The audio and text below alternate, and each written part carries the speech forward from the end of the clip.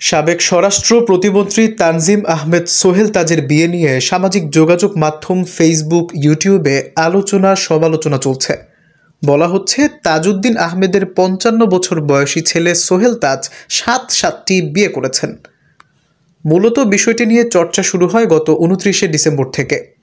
ওই দিন সোহেল তাজ তার ইন্সপায়ার ফিটনেস সেন্টারে হাস্যোজ্জ্বল ভঙ্গিতে হাঁটু গেড়ে বসে শাহনাজ পারভিন শিমুর হাতে আংটি পরিয়ে বাগদান সম্পন্ন করেন, যা সোশ্যাল মিডিয়ার মাধ্যমে ভাইরাল হয়।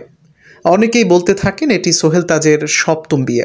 তাদের দাবি, সোহেল তাজের প্রথম বউ ছিলেন কঙ্কা করিম। বিয়ে টিকেছিল ২০ বছর। কঙ্কা করিম সোহেল তাজের ৬ বছরের বড় ছিলেন।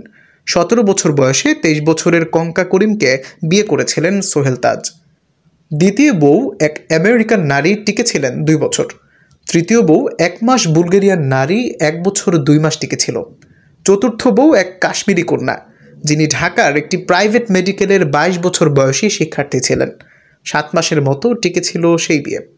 ওই নারীর রানিং স্বামী জেনে যাওয়ায় ডিভোর্স হয়। পঞ্চম বউ এক আমেরিকান ক্যাসিনো গার্ল। এই বিয়ে মাত্র ১.৫ মাসের মতো টিকেছিল। ষষ্ঠ বউ একজন ঢাকাই বিহারি নারী। এই বিয়ে ৩ মাস টিকেছিল। বিয়ে ভেঙে যায় বডি সোহেলের মাদকে আসক্তের কারণে। আর সপ্তম বউ হিসেবে সোহেল তাজের মন রাঙালেন ২৭ বছর বয়সী রাগবি খেলোয়াড় এবং জিম ট্রেনার শাহনাজ পারভিন শিমু। এই সমালোচনা নিয়ে আজ বৃহস্পতিবার রাতে সোহেল তাজ নিজের ভেরিফাইড ফেসবুক পেজে লিখেছেন, আপনারা অনেকেই প্রশ্ন করেছেন আমার ব্যক্তিগত জীবন সম্পর্কে। আমি কিছুই বলবো না, কারণ এটা আমার একান্ত ব্যক্তিগত বিষয়। ২টি কমেন্ট শেয়ার করলাম, তা থেকে আপনারাই বুঝে নিন কোনটা সঠিক আর কোনটা মিথ্যা। শেয়ার কমেন্টে গিয়ে এসব তথ্যই পাওয়া যায়।